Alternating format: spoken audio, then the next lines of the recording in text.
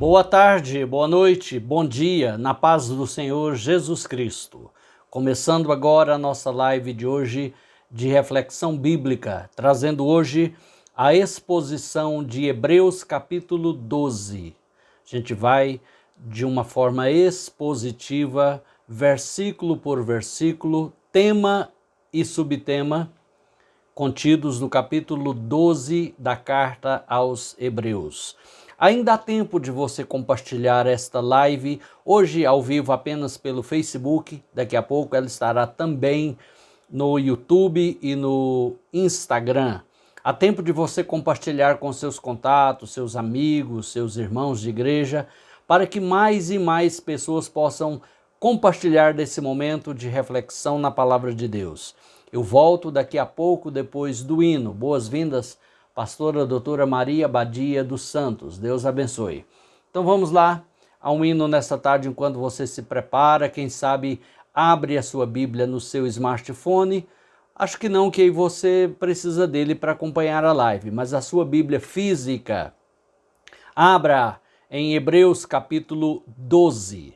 Eu volto daqui a pouquinho, depois desse lindo hino do pastor Feliciano Amaral, Eterno Fanal.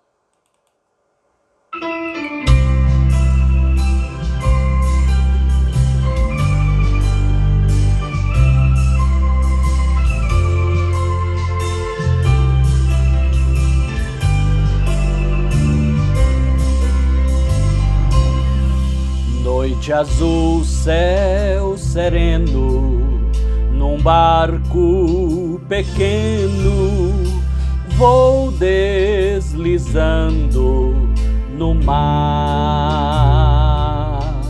e a brancura da lua nas águas flutua numa beleza sem par.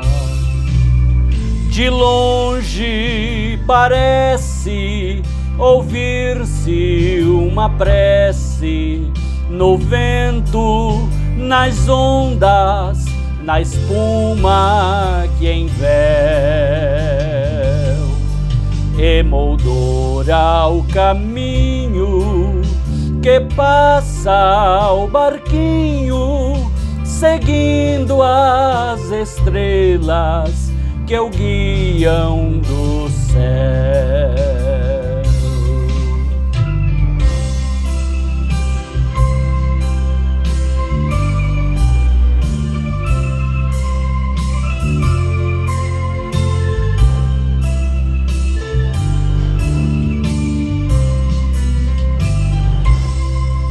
Mas em dado momento transforma-se o vento, cessa da lua o clarão, e o mar tão bravio é um desafio ao barco sem direção. Com voz de lamento no meu pensamento, orei ao meu mestre com fé sem igual, e voltou a bonança, vitória se alcança olhando para Cristo, o eterno fanal. Com voz de lamento no meu pensamento, orei ao meu mestre com fé sem igual, e voltou a bonança, vitória se alcança olhando para Cristo, o eterno fanal.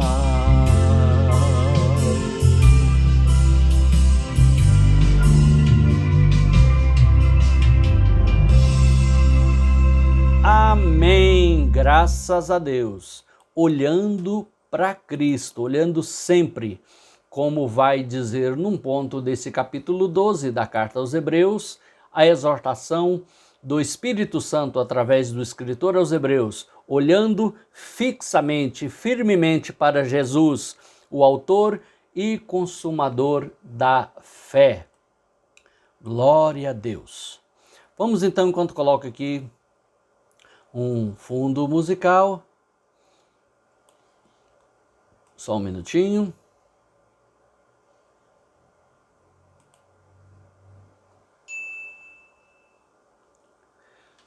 E aí, a sua Bíblia aberta? Hebreus capítulo 12.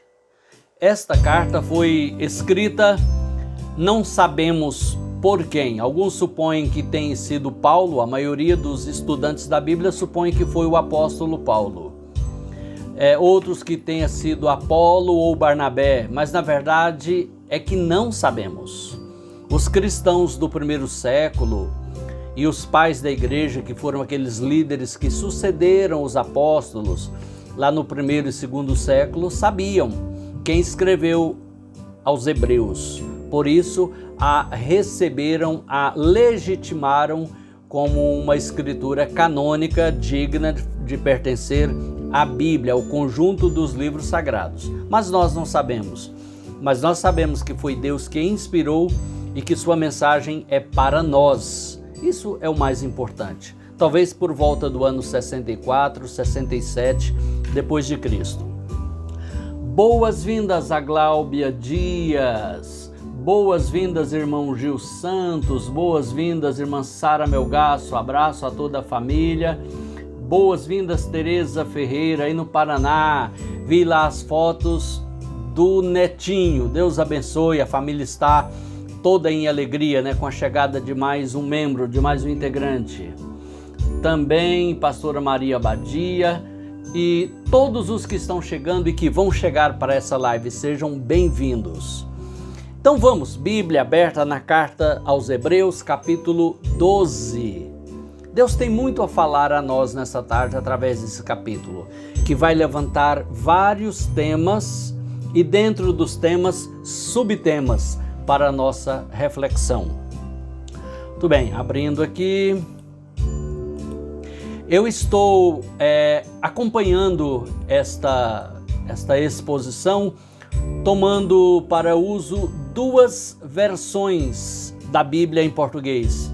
A versão de João Ferreira de Almeida, corrigida fiel, corrigida porque é a corrigida, lá bem antiga, e também fiel, não que as outras sejam infiéis, é porque ela foi editada pela editora Fiel, ok?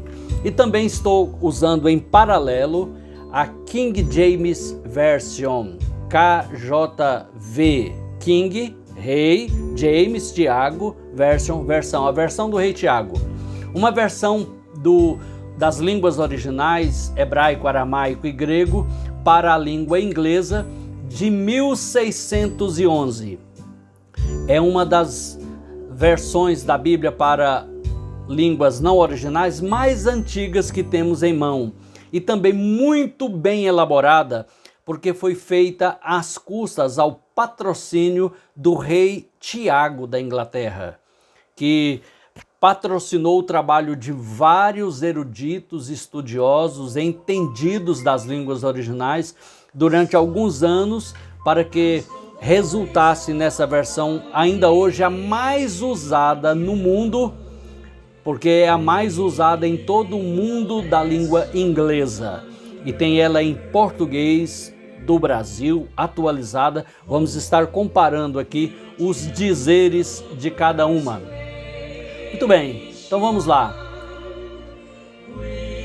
Enquanto ouvimos aí Whispering Rope, Esperança Sussurrante, essa música de que eu tanto gosto, vamos aqui meditando. Vamos fazer a leitura de um primeiro versículo. O versículo primeiro, Hebreus 12. Só me permita limpar o óculos que ele embaçou. E embaçado a gente não vê direito, né? Quem mais chegando aí? Pastor Marcelo Francisco. Grande abraço, meu amigo pastora, você e a toda a família e toda a igreja IEADA do setor universitário. IEADA, Igreja Evangélica Assembleia de Deus de Anápolis. Muito bem, vamos lá. Portanto, aqui é uma interjeição que quer dizer, diante de tudo que vocês já leram antes, os 11 capítulos que vocês leram, desde Hebreus 1 até o capítulo 11, que é a galeria dos heróis da fé, diante de tudo isso, como convém se portar, se comportar, reagir, se posicionar? Visto que estamos rodeados de uma tão grande nuvem de testemunhas. De quem o escritor aos Hebreus falava? Ele falava do mundo espiritual, anjos de Deus e demônios, que são anjos caídos, também de seres humanos, cristãos ou ímpios, que estão com os olhos postos em nós, acompanhando o nosso proceder, o nosso testemunho ou mau testemunho, a nossa vitória ou o nosso fracasso. Com câmeras ou sem câmeras, estamos sendo seguidos, olhados, observados. Diante disso, ele escreve aqui aos cristãos hebreus: deixemos todo o embaraço, todo, não apenas algum ou outro, todo o embaraço, tudo aquilo que nos embaraça. Sabe qual a metáfora, a linguagem que ele usou lá na língua grega, a língua original do Novo Testamento? A mesma palavra que era usada para aqueles pesos que os atletas olímpicos usavam, porque já havia as Olimpíadas nesse tempo, que eram as corridas que ia desde maratona até Olimpo, ou vice-versa, aproximadamente 42 quilômetros.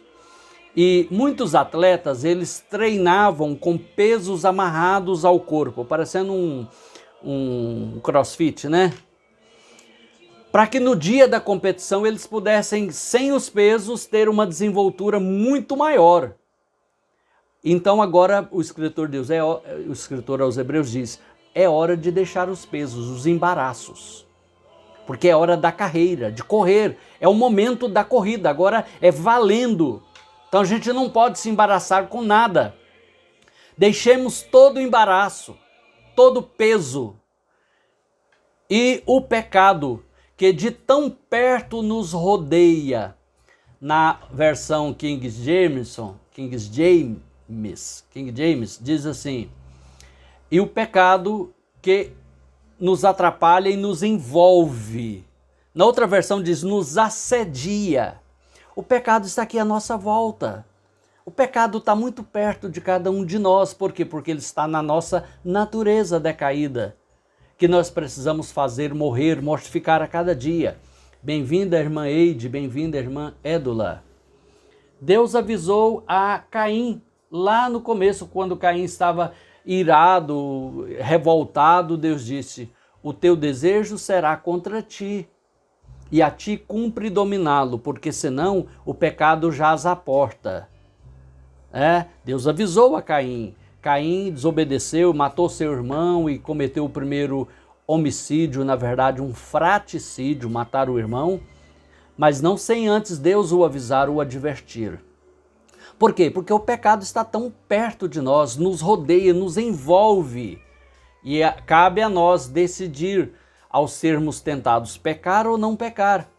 E aqui ele considera o pecado como um embaraço. Pecadinhos, pecadões, pecados cabeludos, horrendos, escabrosos ou aqueles de estimação, são pecados. E ele diz, deixemos todo peso, todo embaraço e o pecado que de tão perto nos rodeia, nos envolve, diz na King James. E corramos com perseverança. Correr já não é coisa assim muito fácil, né? Agora, correr com perseverança, o que é perseverança? É sem desistir, porque naqueles tempos a corrida principal mais conhecida era a maratona, que é uma corrida de 42 quilômetros, que envolve resistência, persistência, perseverança. Não é como correr 20 metros, 15 metros, que você sai numa arrancada e já chegou. é uma corrida demorada, prolongada. Assim é a vida cristã. Assim é a vida na fé, é o caminho com Deus. Exige perseverança, que diz, corramos com perseverança a corrida que nos está proposta. Uma corrida, ela pressupõe um ponto de partida, um trajeto e uma linha de chegada. Qual é o nosso ponto de partida?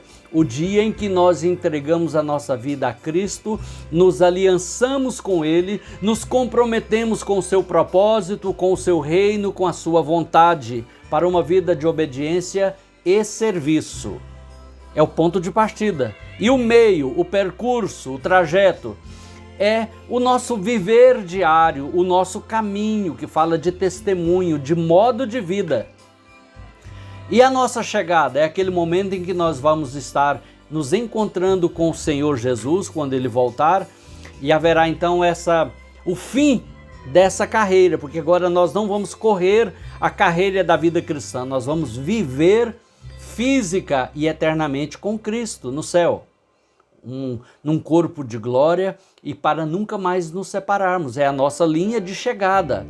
Mas entre a linha de partida e a linha de chegada tem a carreira, que pode ser longa, muitos anos, muitos eventos, muitos acontecimentos, muitos desafios. Mas a recomendação da palavra de Deus é: deixemos todo o peso, todo o embaraço, todo o pecado que nos envolve, que tão de perto nos rodeia, e corramos com perseverança, outra versão diz com paciência, a carreira que nos está proposta. A carreira foi proposta para mim e para você. Vamos ficar parados ou vamos correr? E aí, no verso 3, a palavra vai trazer aqui uma sugestão de suma importância para aqueles que querem realmente ter vitória nessa carreira, nessa caminhada da vida cristã. Diz assim: olhando firmemente para Jesus. É o verso 2 ainda, né? Olhando fixamente para o autor e consumador da fé, Jesus, o qual, por causa do júbilo que lhe fora proposto, suportou a cruz, desprezando a vergonha, e assentou-se à direita do trono de Deus. Olha a trajetória de Jesus. Se fez homem, se fez carne, deixando a sua glória.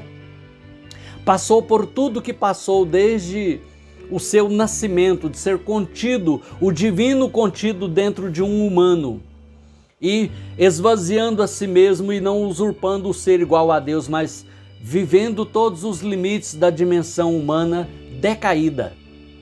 E agora, onde está Jesus? Assentado à destra do Pai. Ele venceu. É só passarmos pelo caminho que Ele passou que vamos chegar onde Ele está. O caminho da obediência, da perseverança. Ele é o nosso modelo. Por mais que nos inspiremos em exemplos humanos de vida cristã, de santidade, de piedade, de obediência a Deus, o nosso modelo principal é Jesus Cristo. Por isso que diz, olhando fixamente, olhando atentamente para Jesus Cristo. Ele é o autor e o consumador da nossa fé. Ele suportou a cruz, desprezou, fez pouco caso da vergonha, da ignomínia, do vitupério que ele sofreu, sendo crucificado entre dois ladrões e tido como um maldito, amaldiçoado em nosso lugar. Se ele fosse olhar para isso, ele teria fugido da cruz. Mas ele não fugiu, ele se entregou à cruz, quando disse: Pai, todavia não se faça a minha vontade, mas sim a tua vontade. E de fato, o que o prendeu à cruz não foram os cravos ou as cordas, foi o seu amor, foi a sua entrega. Glória, pois, a Ele.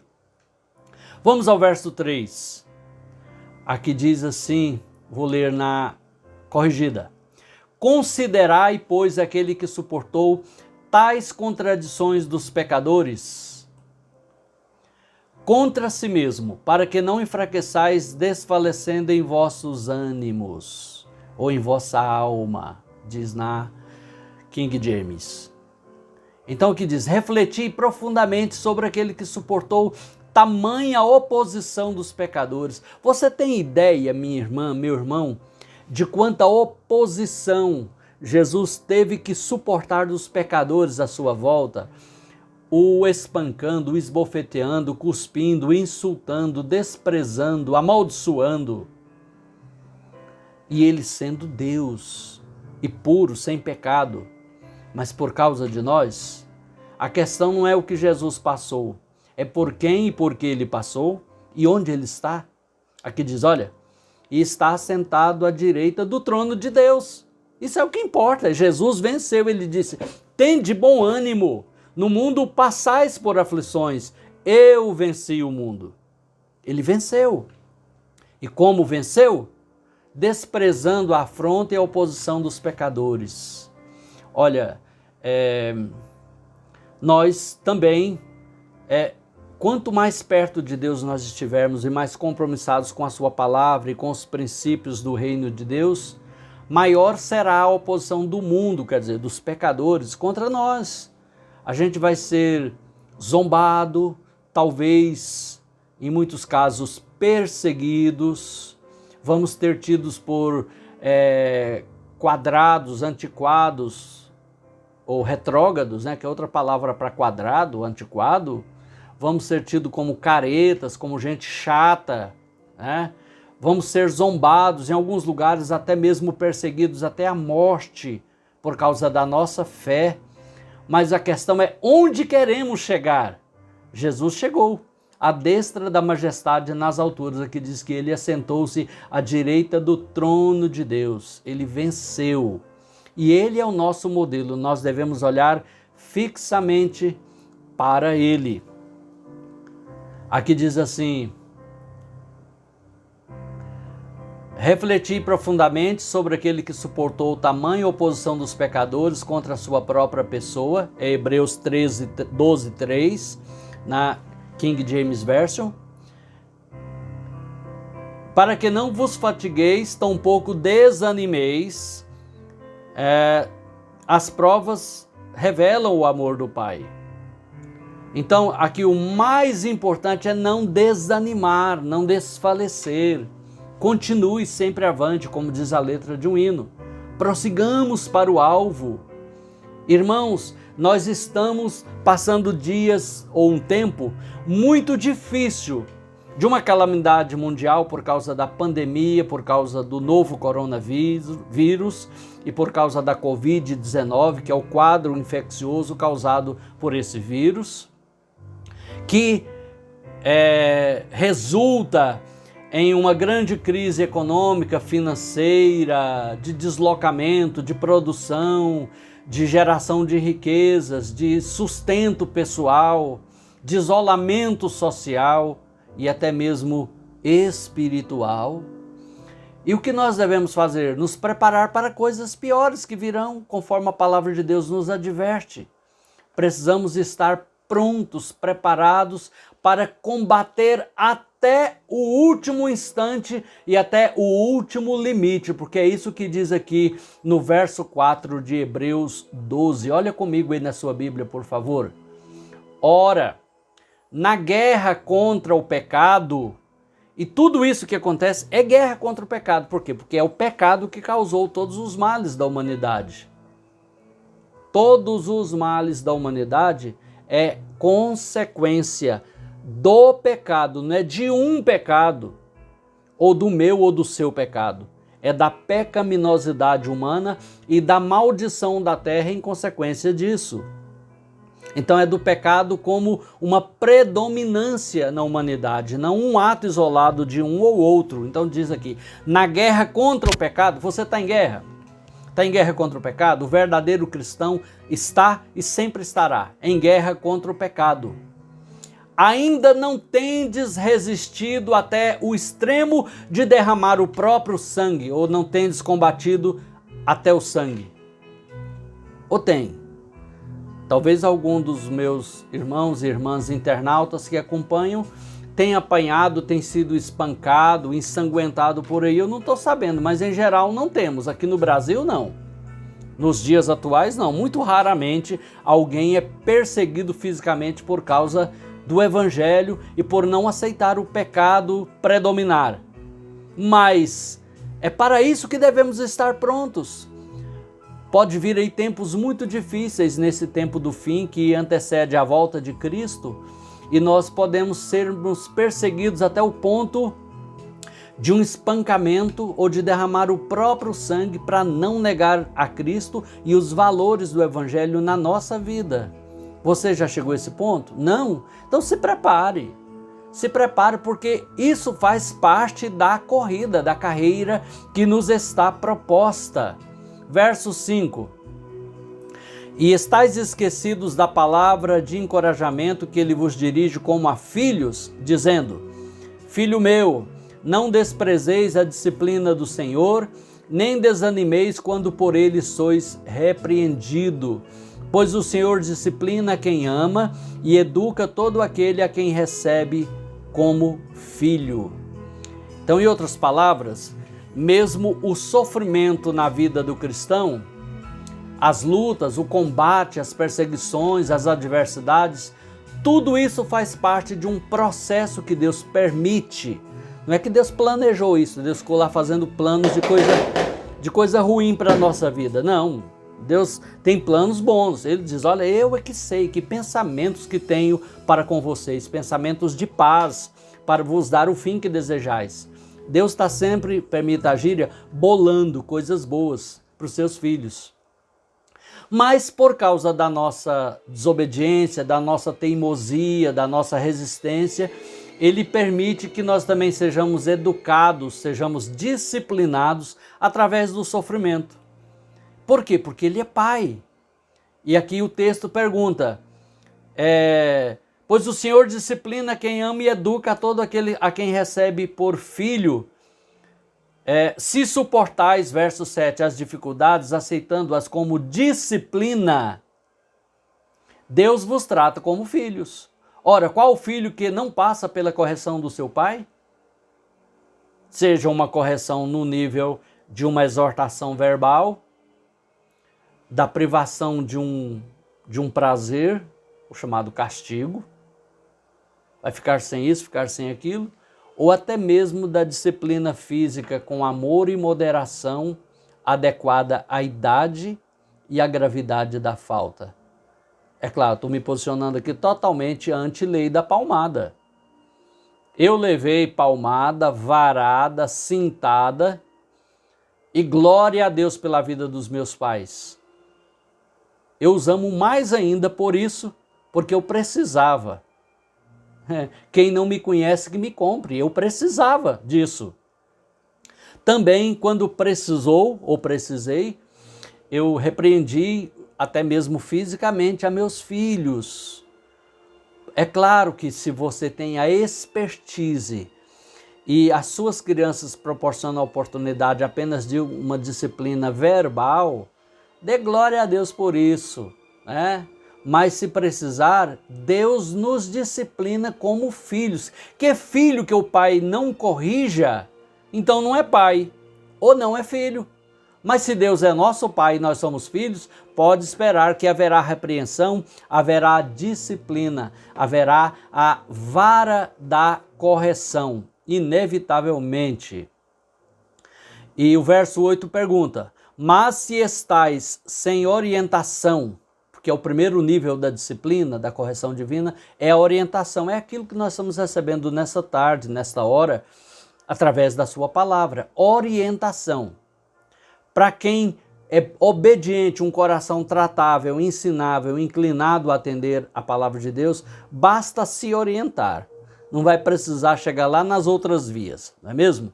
Então diz aqui, mas se suportais, se estais sem orientação, da qual todos se têm tornado participantes, então não sois filhos legítimos, mas bastardos.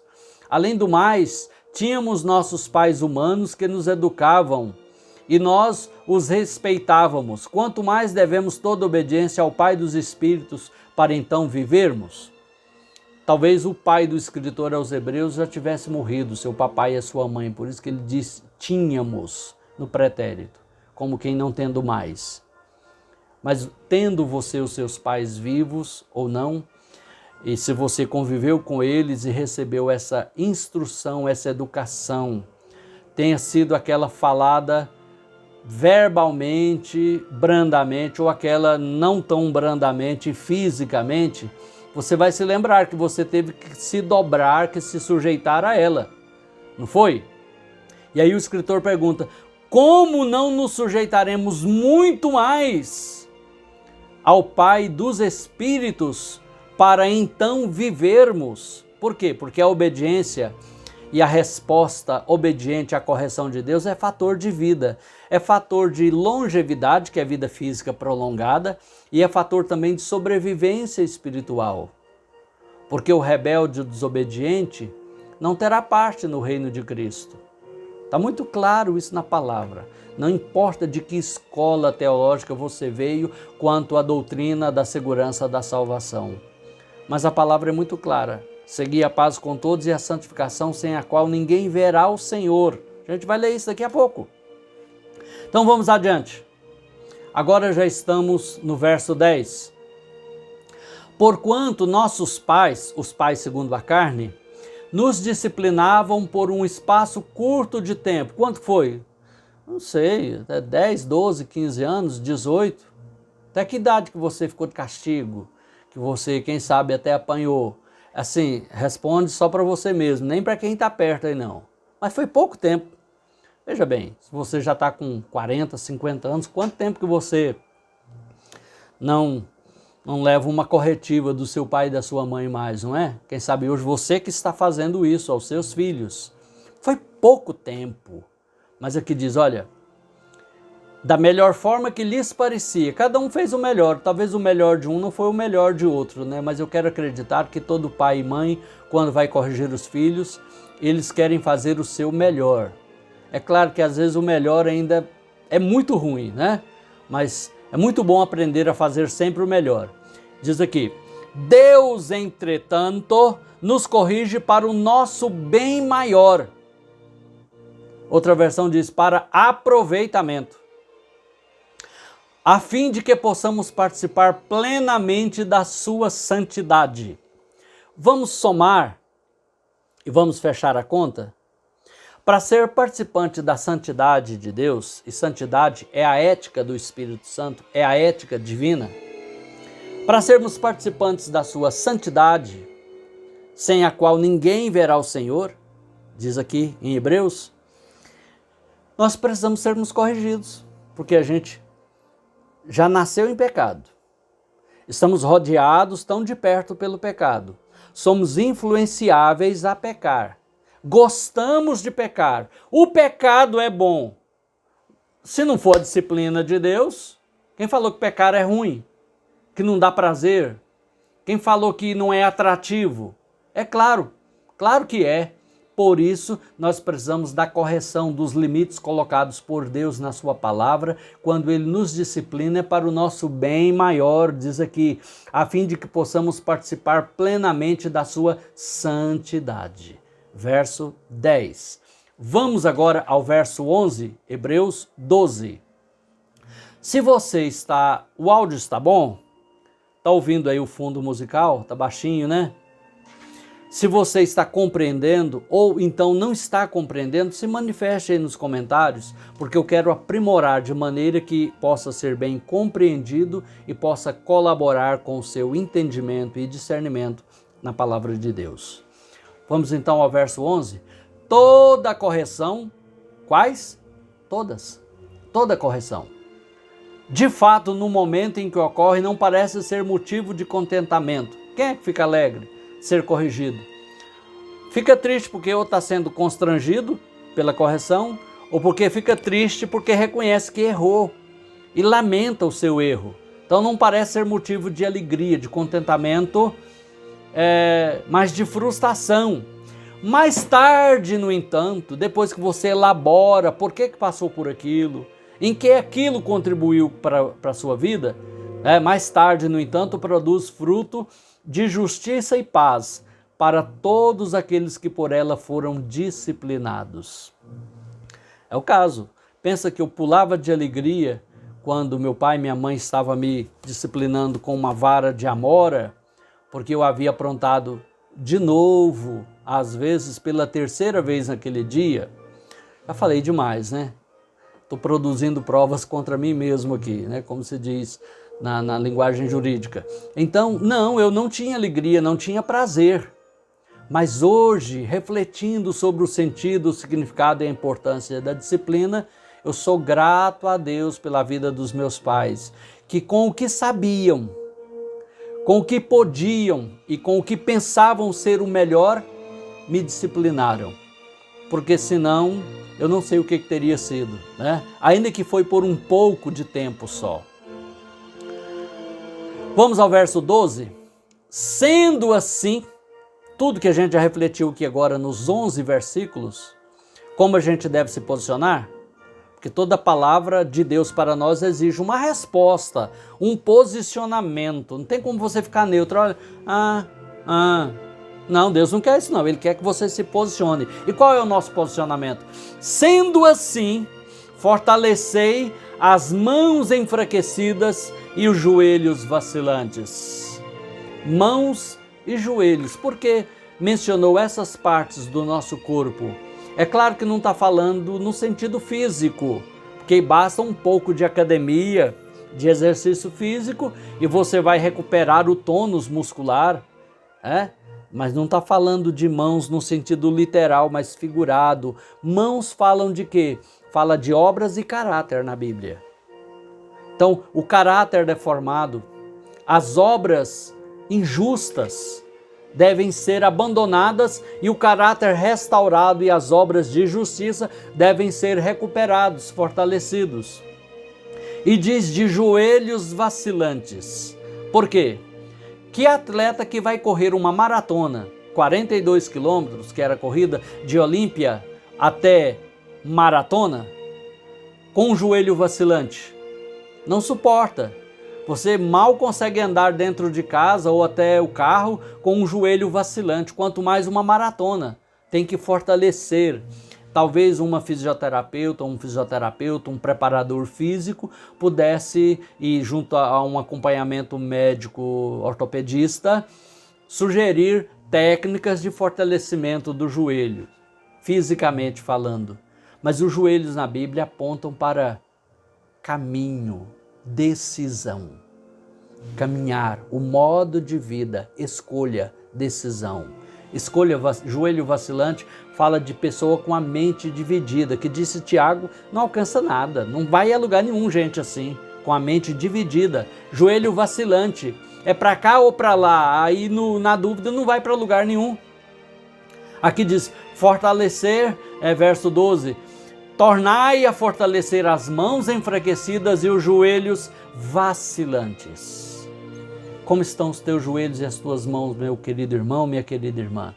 Estão firmes para o trabalho, para a caminhada, ou estão vacilantes? Ainda é tempo para você se fortalecer no Senhor. Não tem muito tempo, é claro que não vai dar para ir muito longe na carta aos Hebreus capítulo 12 hoje, mas a gente pode retomar amanhã ou depois de amanhã, mas vamos aqui mais um pouco. Dentro da resposta ao que Deus falou nos 11 versículos anteriores e a tudo que Ele falou também nos 11 capítulos anteriores, aqui diz, sendo assim, fortalecei as mãos e os joelhos, e verso 13, preparai caminhos retos para os vossos pés. Porque o caminho da nossa vida, a gente pode prepará-lo, pode fazê-lo mais suave e ou mais íngreme, ou então mais acidentado por escolhas erradas, por voltas fora do propósito de Deus. Então diz, preparai caminhos retos para os vossos pés. Você pode observar que às vezes na construção de uma rodovia, fazem uma ponte, um viaduto, um aterro enorme para tirar todo aquele acidente do terreno, para que a estrada fique o mais transitável possível.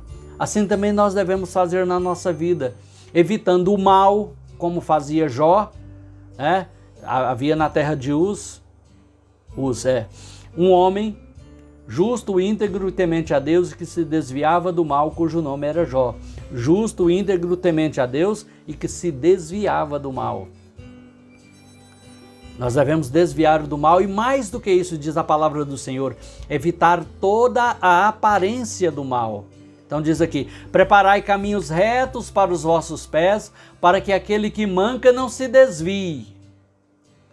Pelo contrário, seja curado. Aí agora vai fazer uma exortação à paz e à sinceridade. Eu quero terminar com essa porção aqui agora, que é até o verso 17, tá? Vamos parar no verso 17. Já estamos aí já praticamente, vai para 40 minutos, né? Vamos ver aqui os comentários, como é que tá. Tia Luzilda também assistindo, Deus abençoe, tia. A senhora e toda a família. Irmã Marisa Félix aí no estado do Pernambuco, em Petrolina. Deus abençoe, minha irmã. Há dias que não havia aqui. Suzy Ramos, boas-vindas, minha irmã. Alegria de tê-la conosco aqui. Pastor, meu irmão de outra mãe, Licodenes Martins Ferreira, com a irmã Marinete e toda a sua família, aí na fazenda, nas montanhas de Niquelândia, esse lugar tão bonito, tão aprazível, que ainda se torna melhor pela hospitalidade dessa família. Saudade de estar aí com vocês outra vez. Também quem está aqui, a irmã Elmirene Santos, boas-vindas, minha irmã. O Vivente, irmão Wellington Abdala Derbli e família aí em Tereza Cristina, Paraná. Deus vos abençoe. Também a irmã Nilva Leão, Deus abençoe, irmã Nilva. Quem mais? Sim. Olha, tem alguém pedindo aqui o Noites Traiçoeiras. Eu vou fazer um vídeo com essa música que tem sido pedida assim, né, aos montes. E vou postar no YouTube, porque não dá para cantá-la todas as lives musical ou todas as lives, né? Vai indo, pode ficar enjoativo, embora seja muito bela. Eu vou fazer talvez hoje ainda mesmo um vídeo e vou postar no YouTube com essa música lá, Noites Traiçoeiras.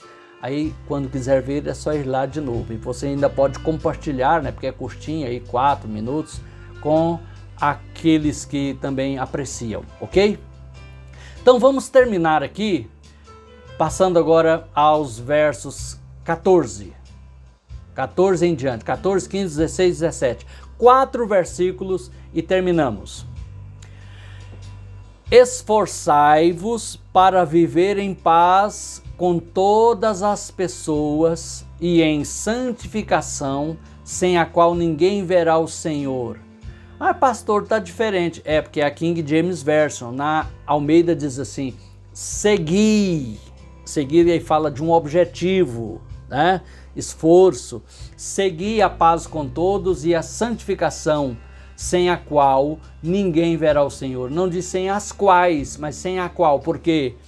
Porque o atributo intrínseco ou oculto aí é a santificação, a última citada. Paz com todas é uma possibilidade, mas não é uma obrigação, porque a própria palavra, o apóstolo Paulo ensinando diz, no que estiver em vós, em outras palavras, no que depender de vocês, que são cristãos, tende paz com todas as pessoas. Mas o que acontece? Às vezes não depende só da gente, depende do outro, que não quer paz com a gente, então ele não vai ter paz com a gente, e pronto. Por quê? Porque somos crentes, porque acha que somos chatos, porque também a nossa presença, a nossa palavra, o nosso posicionamento de vida inquieta aquele coração que prefere dormir o sono do pecado, sei lá, N razões. Mas a santificação depende de nós. A paz com todos é só no que depender de nós. Agora, santificação depende de nós, não depende dos outros. Por que você não se santificou? Porque o marido, a esposa, o filho, o vizinho, o patrão, o colega de trabalho não deixou. Não existe isso, né? Essa santificação pessoal aqui, que é a ética do Espírito Santo em nós, aqui diz, sem a qual ninguém verá o Senhor. Não importa o cargo, a posição, a patente ministerial, quantos anos de conhecimento do Evangelho. não verá o Senhor. Ah, mas vai para o céu só que de olhos vendados? Não, não vai. Quando diz não verá o Senhor é porque está fora. Compreendido? Sério, né? Verso 15. Vigiai para que ninguém se exclua da graça de Deus. Oh, mas alguém diz que isso é impossível. Tem aquela escola quanto à doutrina da eleição, da salvação, da predestinação. Aqui está dizendo que alguém pode se excluir da graça de Deus. Não, isso não é possível. Então por que a palavra de Deus está dizendo aqui, vigiai para que ninguém se exclua? O que não é possível é outro me excluir da graça de Deus. Isso realmente não é possível. Jesus disse, todo que o Pai me dá vem a mim, e todo que vem a mim, eu de maneira nenhuma o lançarei fora, e ninguém toma da minha mão, ninguém arrebata da minha mão. Isso é verdade, é a segurança da salvação, como a Bíblia realmente ensina. Mas eu mesmo me excluir da graça de Deus por desobediência é possível sim, é possível e é perigoso, por isso que tem o aviso. Se nunca tivesse acontecido um acidente de trânsito, será que haveriam tantas placas nas estradas? Nas rodovias, a sinalização de trânsito ostensiva, repetitiva. Você faz uma viagem daqui para São Paulo, você vai ver milhares de vezes as mesmas placas, com os mesmos avisos. Por quê? Porque o perigo é real, ele existe. E aqui está mais um aviso. Vigiai, verso 15, para que ninguém se exclua da graça de Deus. E de que nenhuma raiz de mágoa venenosa, você conhece essa raiz? Tem alguém que entende de planta? Tem raiz da mágoa venenosa, outra versão diz raiz de amargura? Não, é porque aqui é figurado. Você sabe que quando corta uma árvore e ficam suas raízes, você pensa que se livrou da árvore, mas de repente aquela raiz começa a brotar e dá um tanto de árvores da mesma, onde estava a árvore que você arrancou. Assim também é a mágoa venenosa. Ela é nociva, ela é letal para a vida cristã, para a comunhão, principalmente a comunhão com Deus e com o próximo. Então, de que diz, olha, vigiai, que ninguém se exclua da graça de Deus, e ligado a esse se excluir da graça de Deus está nenhuma raiz de mágoa venenosa brote e vos cause confusão, contaminando muitos. Uma raiz de amargura no coração de uma pessoa vai atingir de novo com o mesmo ressentimento, a mesma mágoa do passado, não somente a ela, mas aqueles que estão ao seu lado, no seu convívio. Então vamos ter, queridos, esse cuidado, esta cautela. Chegando agora já ao verso 16, falando de se privar, se excluir da graça de Deus e entrar nesse perigo, nessa rota de colisão e de destruição espiritual, o escritor aos Hebreus vai dar um exemplo que com ele nós vamos terminar. Está no os versos 16 e 17. Olha aí. Que não se abrigue entre vós, no nosso meio cristão, nenhum imoral ou profano. Imoral, que se porta de forma moralmente deplorável, não recomendada. E profano é aquele que não respeita o que é sagrado. Além de que ele não respeitou o que é comum, social, ainda não respeita o que é sagrado, que é ligado às coisas de Deus. Que não haja entre vós nenhum imoral ou profano, como foi Esaú. Você lembra da história? Está na Bíblia, lá no livro de Gênesis. Isaac e Rebeca tiveram 2 filhos gêmeos. Esaú, que nasceu primeiro, e Jacó, que nasceu logo em seguida segurando no calcanhar de Esaú. A Bíblia diz que os 2 bebês lutavam, pelejavam no ventre de Rebeca. Uma briga que começou antes de nascer, né? E depois o Esaú nasce primeiro, ele era todo peludo, e o Jacó vem logo segurando no calcanhar dele. É isso que eu chamo de pegar no pé, né? Sempre, desde o começo. E os 2 filhos cresceram, e diz a Bíblia que Esaú, ele era vocacionado para caçar, para viver no mato, caçando, trazendo bichos para servir de alimentação, a caça. E era todo peludo. Era um homem assim, rude, tipo macho pra caramba, né? Enquanto que o Jacó era mais doméstico, era de casa, gostava de ficar por ali. Fosse hoje, diríamos que ele ficava ali no sofá, vendo TV, lavando as vasilhas para a mãe, fazendo a comida, e caseiro. E talvez por isso Rebeca se afeiçoou mais a ele, convivia com ele. Enquanto que o seu pai Isaac convivia ou tinha mais ligação com Esaú. A Bíblia é clara, irmãos, porque a Bíblia não esconde o erro de ninguém. Diz que Isaac amava mais a Esaú e Rebeca amava mais a Jacó. Problema, né? Mas isso não foi o grande problema da vida de Esaú. O problema da vida de Esaú foi que ele trocou o eterno pelo temporal, o espiritual pelo material. Ele trocou o de grande valor por aquilo que é apenas imediato. O que ele fez? Um dia ele chegou do campo faminto, eu acho que ele não conseguiu caçar nada naquele dia. E quando ele chegou na porta da sua casa, da tenda do seu pai, onde ele morava, ele viu que Jacó estava preparando um guisado de feijão, um refogado de feijão. Pode transformar em outra coisa que você goste mais do que feijão. Uma coisa apetitosa, saborosa, aromática. E ele então foi lá em cima, né, de fome, estava cheio de fome, como dizem os cariocas. Cheio de fome. E ele então propôs que Jacó lhe desse aquela comida. E Jacó falou, podemos negociar. O pai dos judeus já era mesmo negociante, né? Transfira para mim o seu direito de primogenitura que eu te darei essa comida. Esaú não pensou duas vezes. Não, está feito.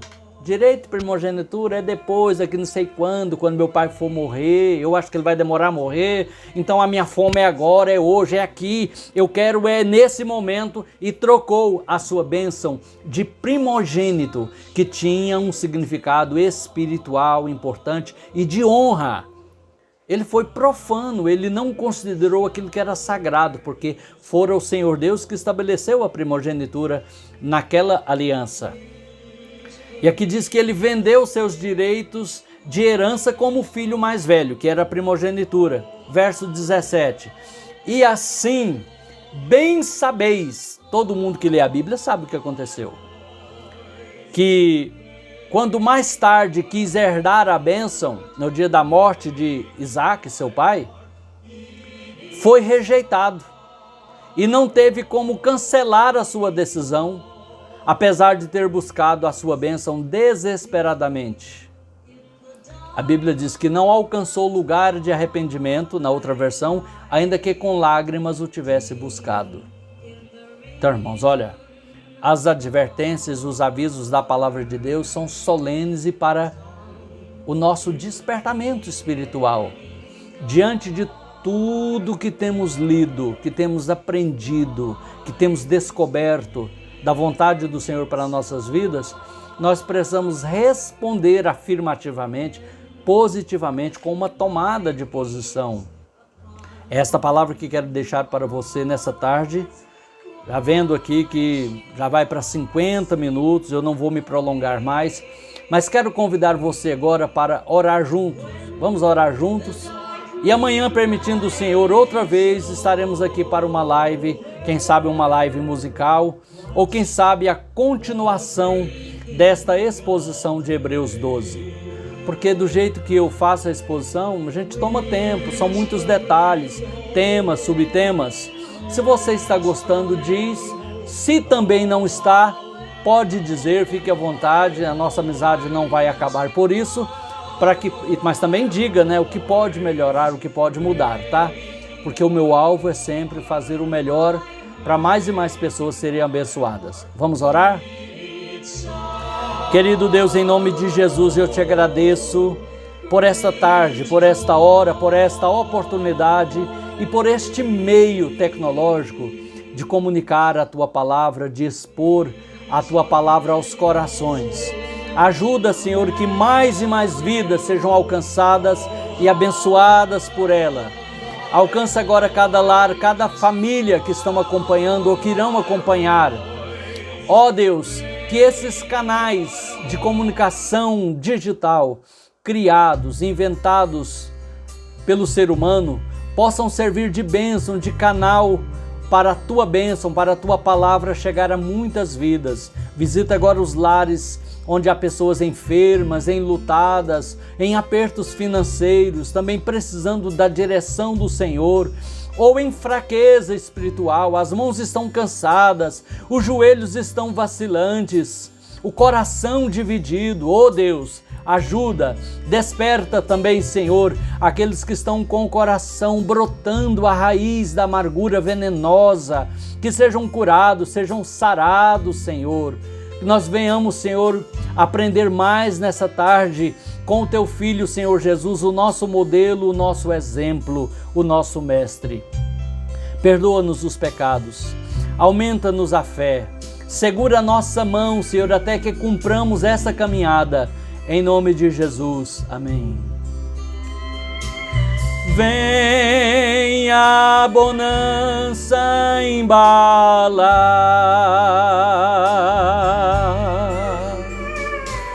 o coração quebrantado,